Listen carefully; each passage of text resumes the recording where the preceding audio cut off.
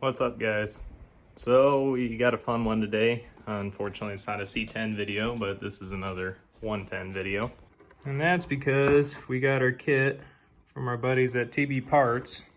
And this is the 143 V2 race head kit, and this is everything that comes in your kit plus some extras. I got a set of bars from one of my buddies as well. I had him order the kit because he gets a pretty decent discount on this stuff, so you got to get the deals where you can get them. So here's everything you do get in this kit, plus the dress-up kit as well. This is sold separate. This doesn't come with the kit, but this is just tappet covers, which is fine because I was going to go with red plugs and then black covers, so this is perfect.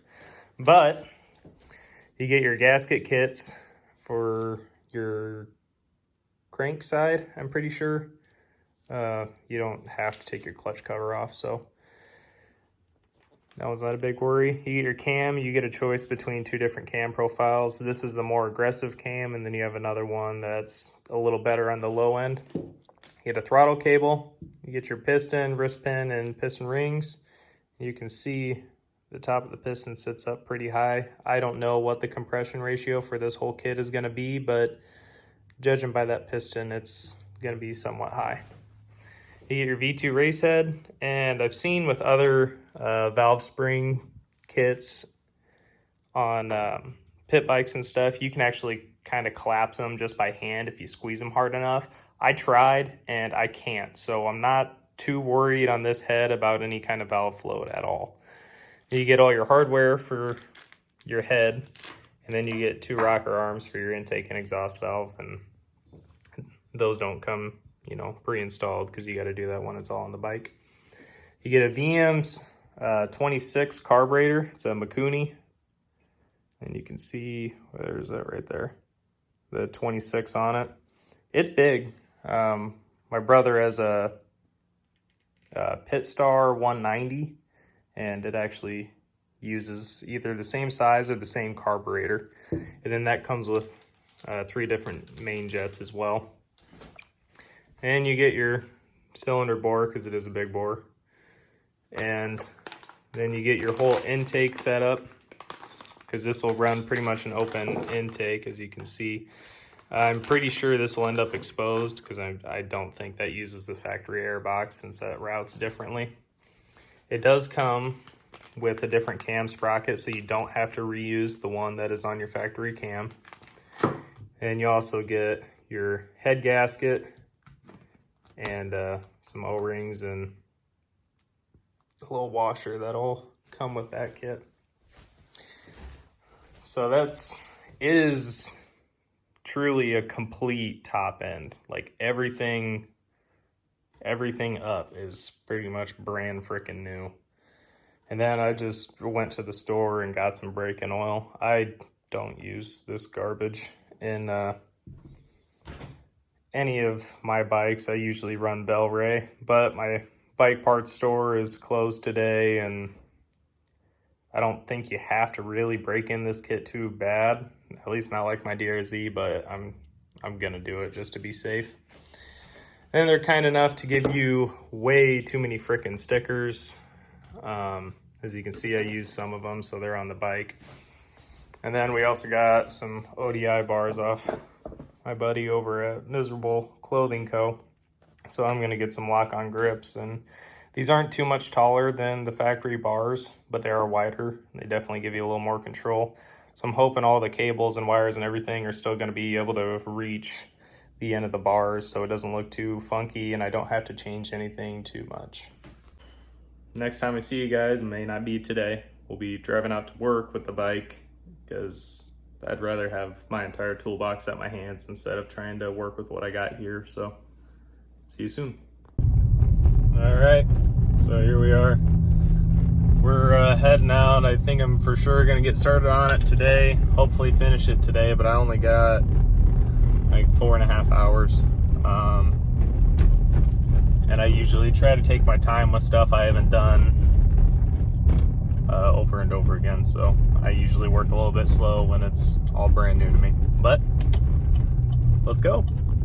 All right, we made it. My home away from home. Yeesh. She's a pretty girl. I love that truck. All right, here we are. And here's my beautiful box. As you can probably tell by now, I have a lot of debt. And for my fellow mechanics out there that'll probably watch this video, Snap-on has these little bolt trays, pretty inexpensive. But if I can do this, yep, I can with one hand. They split in half. You can separate them in two, and both trays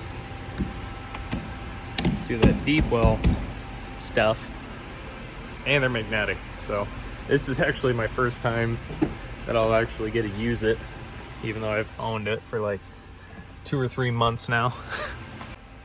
So I don't think I'm going to show you guys every single step of this whole process. I'm going to try and go through nits and bits and whatever I feel is super important that you guys see, I'll fill you in on. I just don't want the video to get too long to the point where I can't upload it by my phone. I think I'll get capped at like 15 minutes, so I got to try and keep it somewhat short and sweet. Worst comes to worst, you guys may not even be able to hear it run in this video, and I'll have to make a separate video on it, but we'll see. I'm gonna get her stripped down and then I'll see you guys again. All right, so I got a little carried away. I got all the plastics off, all the ones that are necessary. Got the fuel tank off. I just got the intake and the carburetor. Unhooked the choke, unhooked the throttle cable since we got a new one. So it looks like this air box, even if it isn't used with this kit, you're still gonna have to utilize it to some extent because the shroud mounts down here. So this box, or at least some of it, is gonna have to stay. Otherwise, that's not too bad. It's pretty much all just 8 mils and screwdriver heads. And then obviously you gotta take your exhaust off. The exhaust has to come off too. Make this whole system out all in one piece so you don't have to take that spring back off. I forgot my tool, so I had to do it this way. Honestly, it's probably just easier this way to do it if you already had the exhaust on and you're gonna take it off. All right, so a bit more work has been done now. Doesn't really look like it, but got all the tappets removed and a couple other things out of the way. And now I've got this thing sitting at TDC, so anybody that hasn't been inside a KLX motor, or I guess hasn't timed a motor in general, what you're looking for is TDC on compression stroke. You can do that by looking at your intake valve and your exhaust valve, and you'll also have timing marks. You can disregard these two. This is your flat plane timing marks. That blue dotted one right there is supposed to line up with this dimple. And then you will also see there is just a slight indent of a T in there marking your top dead center. But I'll show you what I mean by valve overlap. So you got your crank pulley. This is what is this? 17. Watch that intake just move a little bit there. When I move that, come back to the exhaust, and you can see it pushed out a little bit there too. And it kind of snaps right into this TDC spot. You really got to be careful with this. You do not want to mess this part up because this is huge. If you get your timing off, you are not going to be a very happy person when you go to start this thing for the first time. Okay, these little buggers are kind of tricky.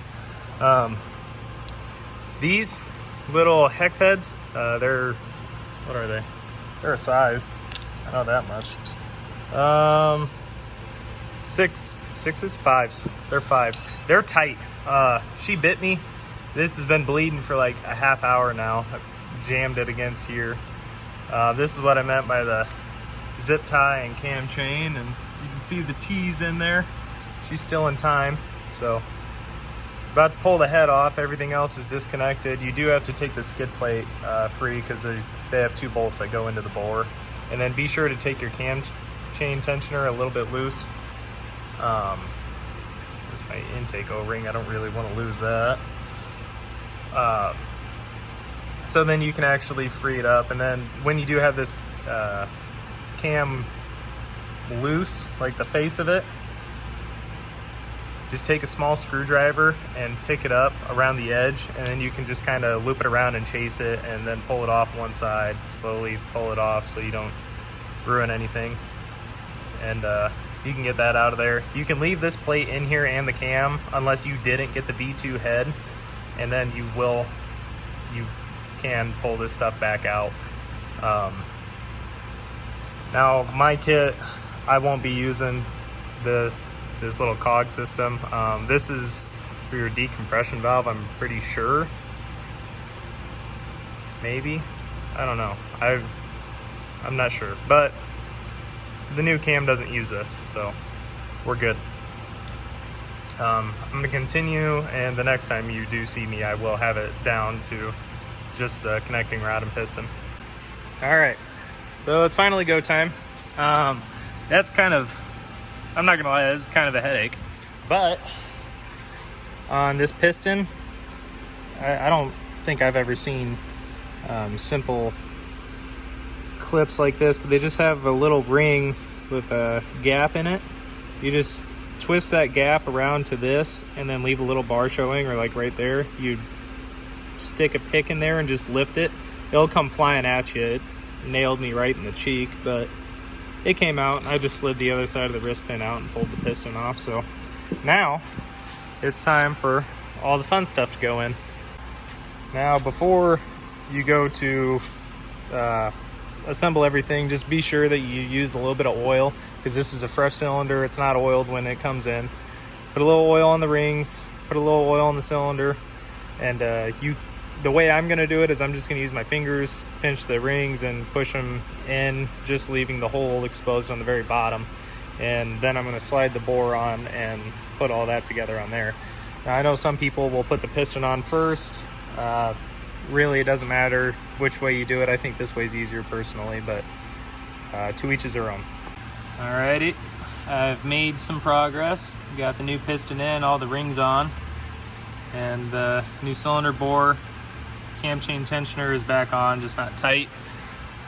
And you really gotta watch your timing when you put all this shit together, because when you go to put that piston on and then slide the bore on, that bore is gonna hold on to that piston, and it might turn it over on the crank like it did me. I caught it early enough, I fixed it before I could really get through a full rotation.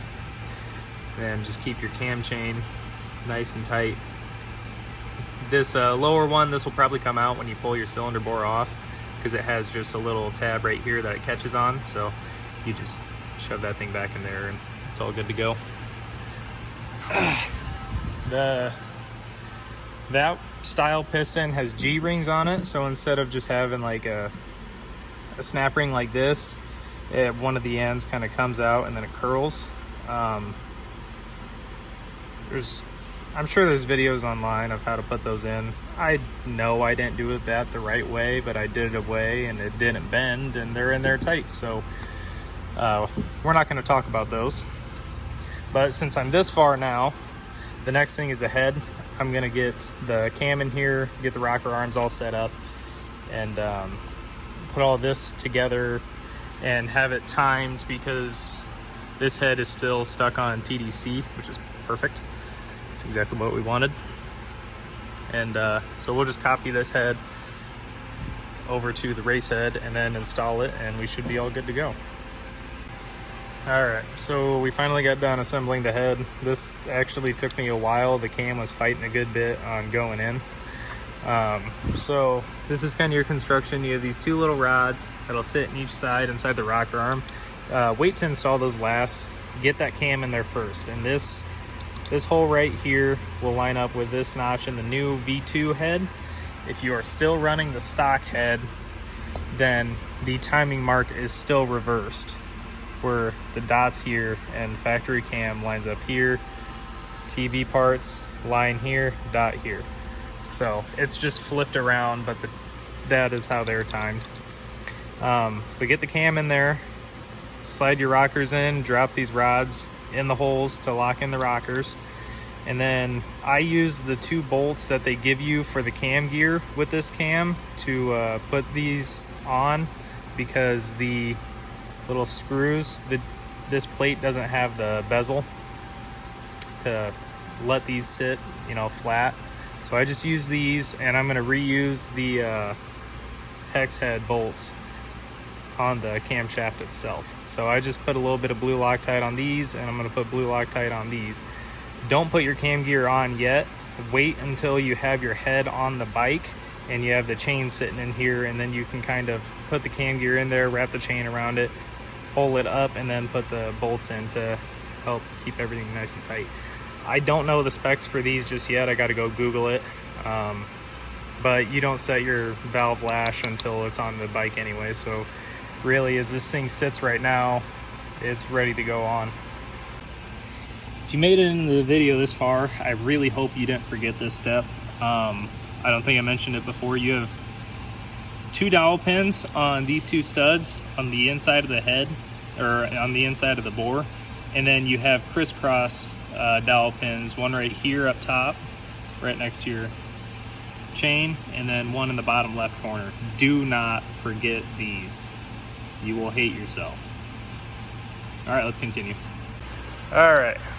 Sorry guys, I keep on giving really short updates in between this. I'm trying to get this done. My time deadline is almost up, and since I'm this close, I just kind of rather try to finish it, but I don't want to make the old lady too mad. Cam's in, it's in time.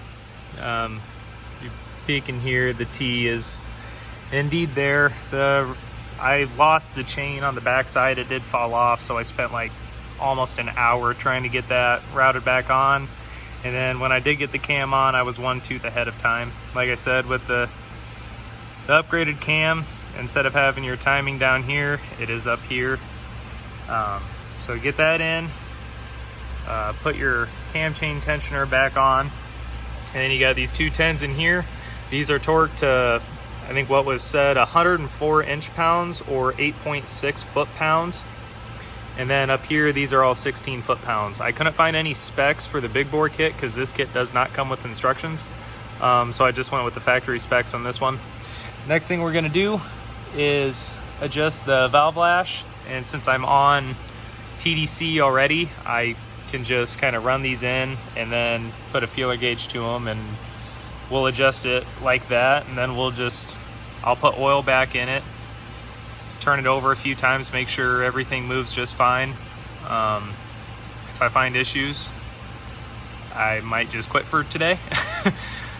But I don't think there should be any issues right now. Everything's, well, not gone smoothly, but it's gone. So valve lash adjustment on anything that is TBParts, according to Thumper Talk, because they're so kind not to give the specs online that I could find, is 0.003. My lowest one is a 005. Alrighty, so, oh, where's the camera? Right there. 0.05. So technically this would be twice the amount of clearance that TV would want you to have, but that's okay. That is fine. It does fit in there. Yeah, there we go. Oh, sorry, not recording very well. That's with the 5. And it has a decent amount of drag to it, but not. And if you grab it, you get just that little tick. And same with the other side. I'm gonna have to go back through and readjust that one. That one's a little loud, but we're about there. Then I can put oil in it, start putting all the pieces back together, and if we're lucky, then we might be able to see this bike run today. I'm already pushing my luck, but I'm hoping we'll see it ride today. What I was reading on the internet was the VM26 carb that they give you, they put a 190 jet in that, just to start with, and then they supply a 155, 65, and a 175. So I'm hoping, even though I'm at 1100 elevation, which which isn't very high. That a 190 will be okay, but we'll see. If it runs a little hot, it's better than being too lean. I disappeared for a while. I was just trying to kind of rush things so I can get back home to the old lady. So it's been like 2 hours, I think, since the last time I recorded anything for you guys. We got the whole carburetor hooked up, the throttle cable and everything hooked up. All the fuel lines ran, which I actually ended up having to steal the skinnier fuel line off of the fuel cap, because the stock carburetor actually runs a freaking huge line. I mean, look at this stuff. So I had to run a little bit smaller line. It fit on this one fine, and it had to squeeze onto the Peacock.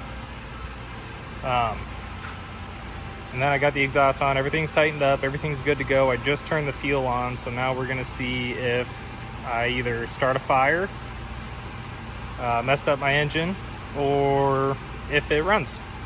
And keep in mind, it is completely fresh, everything, so it's gonna smoke a little bit, and it might be hard to start.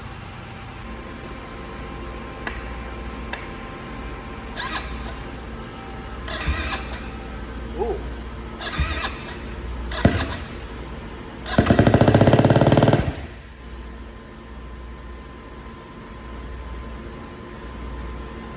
This is day 2.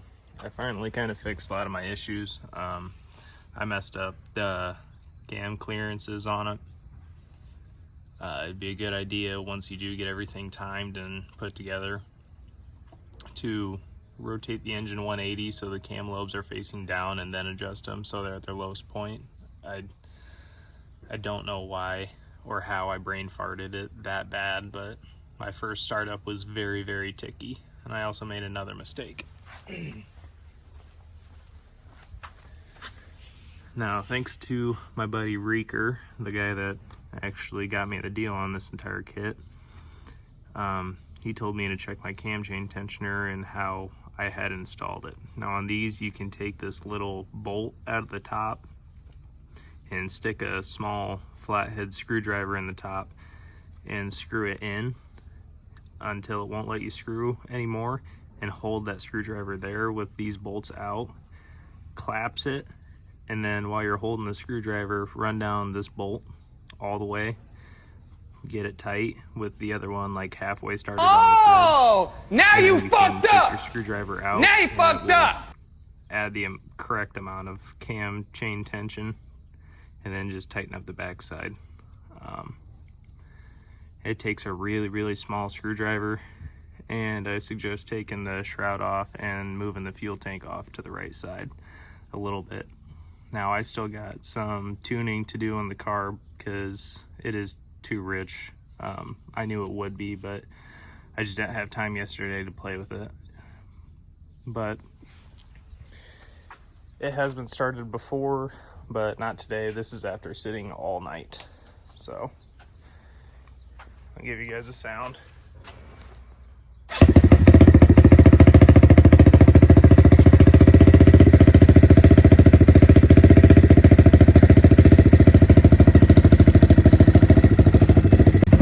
I'm gonna let it warm up a little bit, and then I'll give you guys some revs and stuff, show it off.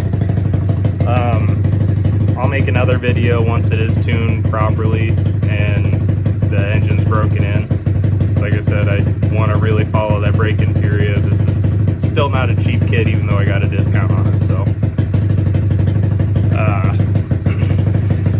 well, I'll be back in a minute.